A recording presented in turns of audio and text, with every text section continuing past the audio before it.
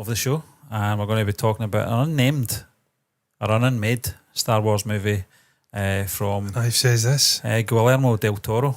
Had a Star Wars movie? Didn't know anything Question about mark. Or maybe you talked about it. I can't remember. Probably did. There's so many names. The at this Force point. Friday show. Who was those two guys that get ditched from?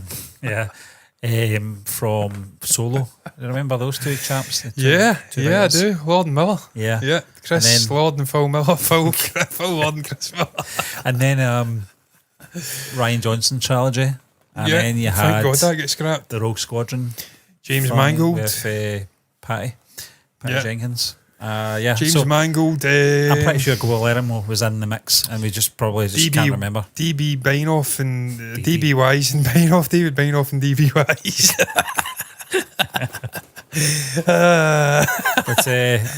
But Guillermo Del Toro, part of Joe Manganiello's D&D. game. He's revealed what his unmade Star Wars movie was about, along with new details as to what it would have entailed. There have been many Star Wars movies scrapped in the recent past, and part because of Lucasfilm's pivot to streaming. Guillermo Del Toro was one of the many who were ready to take on a movie in the franchise just for that idea to get lost in history. Now years after, it's early pleased he made that decision.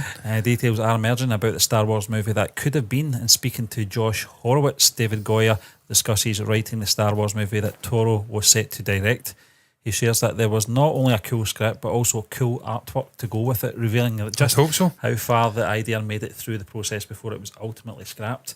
This has been confirmed to be true by Guillermo Del Toro himself, who shares even more details on his X account. He mentioned the letters J and BB, both of which point towards none other than Jabba the Hutt himself. And there is the Boba tweet. Fett. And is BB Boba? No? Well, Boba. He's just missing a couple of vowels there, isn't he? This is the first time Toro has mentioned wanting to bring Jabba into the spotlight. Back in 2015, he said he wanted to make a Jabba the Hutt movie in the style of The Godfather, which would have given the iconic Tatooine Daimo a brand new edge. I don't know how that would have worked. It would have to have been a prequel, because obviously he was killed by Leia, in the strangled. most unceremonious manner. He deserved it. He got a sexual kick out of that. He's a weirdo. He deserved to die. The big fucking slug. Fat. You're dead. Pan breed, as we like to say here. Pan bread. Dead. It's not just the Cockneys who do a bit of rhyming slang. Us Glaswegians also do it as well. Stephen, this should have been very interesting. Obviously, Jabba, as a name, doesn't have enough gravitas about him to actually justify a movie in his own right. He just doesn't. He's not a big enough name. Most people who are aware of Star Wars know who Jabba the Hutt is, I would fucking hope, because he was a big part throughout both the proper Star Wars trilogies, not that fan fiction shit that Disney put out, which doesn't exist in my mind. It ends at Return of the Jedi and then it picks up after with Mandalorian. I mean, the TV stuff's fine, but that sequel trilogy, fuck it, get it in the bin. Rogue One's fine, it can stay. We'll just cherry pick. That's what I'm saying. Most people know who Jabba is, but I don't think you'd have a queue of people sort of queuing at a theatre nearby, any theatre, any sort of screen, to watch a Jabba the Hutt movie. I don't think he's got enough gravitas.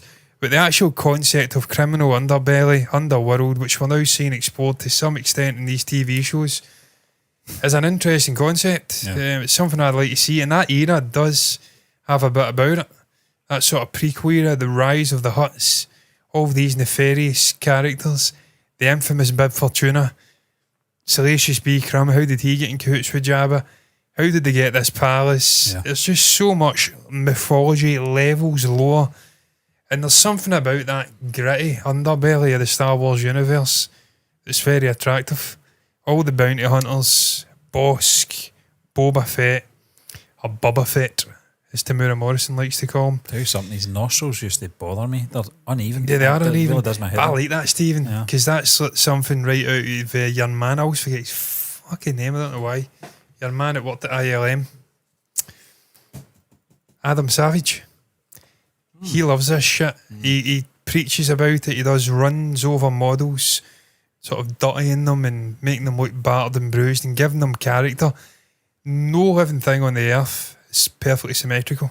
We've all got our impurities, our faults, our sort of asymmetric stuff going on in our face and in our bodies and stuff like that. So that gives it character, I think.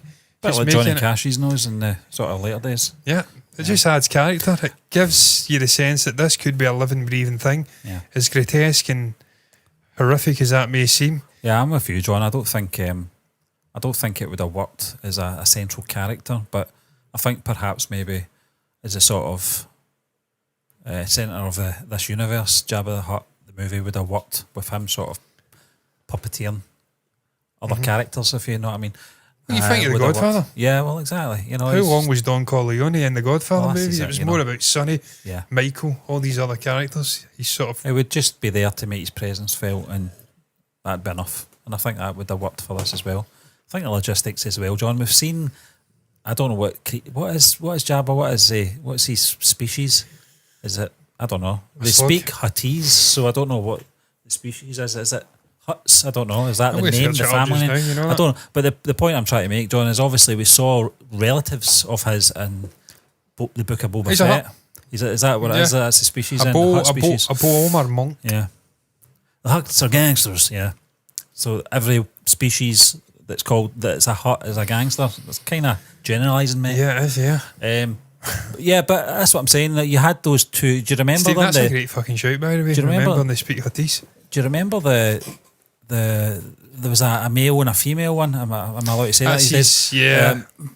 You know, Hutts, male, female. That came into the village and were trying to claim, I think, the palace. Yeah, I can't remember. They ended up giving them Boba the young Rancor, I think.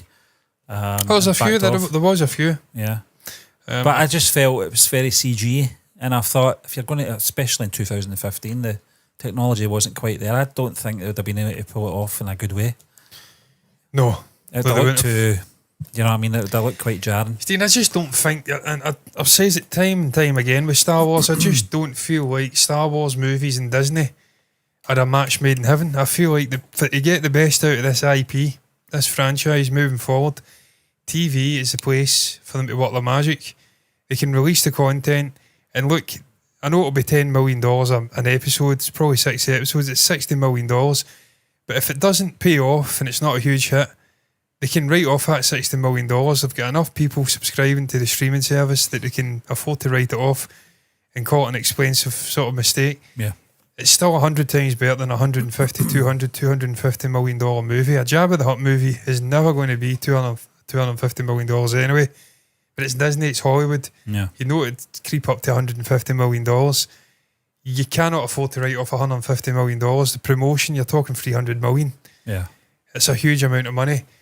So TV is the place to tell these stories. If they don't work, you call it quits, you move on. But if they do work, it's long form, you're marinating and you're keeping that streaming service going. That's what they're doing with the streaming services, John, looking into the sort of the sort of near future. Sort of bridging that gap between where we're at with like Ahsoka or The Mandalorian, which is kind of parallel timelines, isn't it? And touching on The Force Awakens, that gap, they're going to try and bridge that gap. I think characters like Ezra, like the young Jason, is it you call him? I think characters like that are going to really come into their own further down the line. Whether it be a movie, I'm not really sure. But this is how they have to continue the franchise. At the moment, they have to do it on a streaming service. They have to do it in this format to tell good story. Occasionally, they will make a lot of money off one movie, but in the long run, people aren't rushing back to see The Last Jedi. People aren't rushing back to see Solo. You know, they're... Rogue One's probably the most rewatched movie. I'm probably guaranteeing is, it. It's the one I've rewatched the most. And not Revenge of the Sith, The Rise of Skywalker. Forget me, The Rise of Skywalker. It's just, we've watched it once. I've not been back ever. I'm never going back to see it again. I don't think they can take that gamble with sort of standalone films. I get that there was a template in place back in 2015. They were going to do a saga movie. They were going to do a Star Wars story movie, which was a good idea at the time. I'm not saying I wasn't on board for it. I certainly was. I thought, this is great. You're going to get the Skywalker saga as well as, you know, all these side stories. But I've just, you know, everything's came along, you know, a long way since then. In terms of technology, what they're using at Lucasfilm for creating these worlds. What's that called again? I keep. Is it the? It's not the void. What's it called? That's technology they use to create worlds. The volume. The volume. Yeah, The void. Stephen, I tell you what, man. Ahsoka, you can tell it's not been shot in the void. Yeah. The volume. I seen the void. You can tell it's not. I'm just looking at that fucking cup. It looks as though there's webs in it. Or something like shit like that here on the outside. It's fucking horrifying. Not gonna lie. You can tell it's not been shot majority in the volume, and it just opens it up. The volume is an incredible technology when it's used in the correct context. Having 5, 6, I think she was 10 years old, Leia actors running about inside this confined space, it shrinks the world, it shrinks the experience. I felt that in Obi-Wan. I felt It's there was chronic. I think there was the Vader Obi-Wan first confrontation. It looked like a kind of quarry they were in. Yeah. And it just looked so Small. condensed. I was like, right. It's great Yeah. when you can use it for the correct things. I don't actually know what Cockpit the correct things view. are. Cockpit Yeah, views. yeah. Maybe brief little things where the characters are immersed and you can shoot it inside. You don't want to go to location.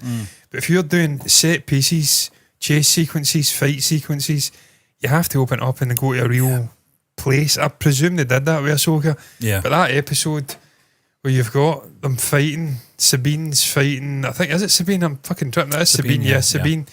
Ahsoka, they're fighting, obviously, the Balin character, and I still don't know that Ukrainian actor's character's name. Very cool apprentice. But that woods, I think it looked as though it was in Japan or something. It With the looked really pink good, leaves. yeah. Yep. What a setting. Yeah. And it feels open, it feels expansive. What a difference that makes to the story and the TV show. Andor was the same. Yep. It was shot in Blackpool and places like that, but it felt tangible. It felt expansive. It makes a big difference when you can blend the technology with practical. I fucking love Nolan. Nolan is the absolute grand champion for practical on-set shots. The There is volume some- blends yeah. that sort Yeah, of I mean, experience, but it's not It's on not quite set. there, John. And I think if they're going to do it, they have to expand it out. They have to make the studio space a lot bigger. You might as well just shoot in location if you're going to do that then. Yep. But it's always been the same. And I think the human mind sees that. It saw it in Attack of the Clones, John, where you're thinking, this looks terrible. It looks like a PlayStation 2 game. And you just know that these actors, these characters cannot move out within what they're working with. And that kind of gives it a restriction subconsciously to the viewer. How cool, You know? by the way, was it seeing the actual clone troopers Yeah. in Ahsoka Yeah. in that episode 5, I think it was. The bridge, I forget the name of it, there's a name for it. Obviously Anakin and Ahsoka are doing their thing. Flashback, she's young Ahsoka, and you've got the actual troops with people inside them. It's real suits, it's not CG. That looked like the volume is used for that though, because Yeah, but they dusted it up quite well with the visuals, didn't But they? just to seeing real people in Yeah. the suits. Yeah. Because it's never at any point in the prequel trilogy was there a living, breathing person No. in a clone trooper suit. It was fucking great seeing practical suits. Brilliant. Loved it. Yeah, and I think, obviously Catchphrase, the wig joke. Loved it. Guillermo back in 2015 had this idea. I'm glad they didn't go down that road. Back then it would have looked terrible. It would have looked like it would have looked like Jabba looks in A New Hope, the Yeah. special edition one when And he's Han's calling him a wonderful human wonderful being, human being. He's a slug It hand. just looked terrible.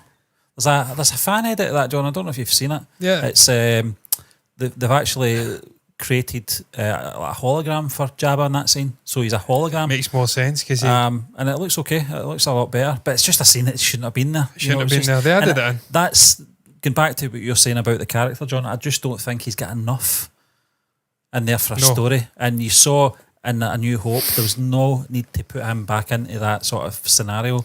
The dialogue and the exposition was already executed prior to that. And the Greedo scene, it was just pointless. Where it could work is he's obviously the sort of kingpin in a huge crime network, the Outer Rim. All of these shifty, nefarious, shady, bounty hunter, criminal characters, figures, whatever adjective you want to use, are floating about in these Outer Rim worlds where the Empire or the New Republic, or the Republic I should say, before the fall, and obviously the Empire take over, have not got a huge amount of influence. That's what it could work. You could see all of these characters, how they are being shaped, controlled, manipulated by the Hutts. Tatooine's a sort of epicenter. I says it also. He says it was influenced by The Godfather. Marlon Brando's in The Godfather. He's in it, but he's not in it a huge amount. It's more about Michael being turned from this innocent, youthful guy straight out of the military, nothing to do with the family, into just a fucking force of nature, turned it into French. Listen, you have to forgive me. I'm still taking medication here. I'm on ibuprofen and paracetamol. I can't have a drink. I'm fucking getting driven up the wall. I never thought I was an alcoholic until I started taking medication. Then I realised I've not had a beer in about 4 days. I'm starting to get the shakes. I need my beer. It's a force of nature. I was conscious of that because I was going to bring the beers round. I thought, I think John's on medication. And I don't think Steve, you seen it the other night, man. Fucking Monday, was it? Yeah. Asking, can I have a beer with paracetamol? Yes. I think I've done it before. Yeah. It's just it's not a good idea, is it? Nah, you don't can't wait to recover properly. Yeah. And I can get back into my beer again. I need a beer. Anyway. I need it. But Stephen, 2018, Solo came out. That really kiboshed all of the standalones, didn't it? Once that flopped, it was a disaster, as it was always going to be. I like Solo. It's a good movie, but it didn't make money. It was the first sort of flop in Disney's era. I've seen it one more time than I saw Rise of Skywalker. I've seen it twice. Yeah, I think I've seen it 2 or 3 times as well, to be fair. But that kiboshed all these standalone movies. After that, they really ended it. Yeah. So that's probably... that kind of has been contradicted by Guillermo Del Toro saying they were working on this movie in 2019, a year after Solo came out. But well, his idea was from 2015. 2015, so I think that ended it.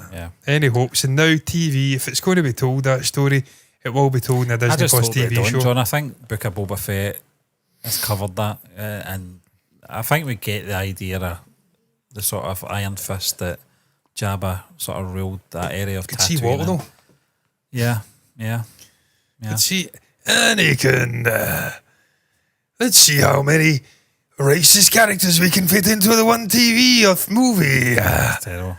Yeah. Let's make Watto. Let's make fucking the Trade Federation and the Separatists Asian characters, but we'll just have people putting on Asian accents. Let's make Watto a Middle Eastern character, but we'll not actually get a Middle Eastern actor in. Jar Jar Binks Jamaican or something? Let's make Jar Jar a Caribbean character, but we'll just turn him into a caricature. Terrible. What the fuck are you doing, George? Why don't you just make the aliens speak in alien dialects like you did? Give us subtitles. Yeah. Like you did 30 years ago in those movies. It worked, George. Somebody did a cut of that, didn't they? It was brilliant. It was really good. Transforms the films. It changes the tone, doesn't it? From sort of silly accents. Me's a free. Yeah. Well, Me's a sparkly glowy, Annie. Banfa Podo. Banfa Podo. Yeah, terrible. I'm done anyway, John. Yes,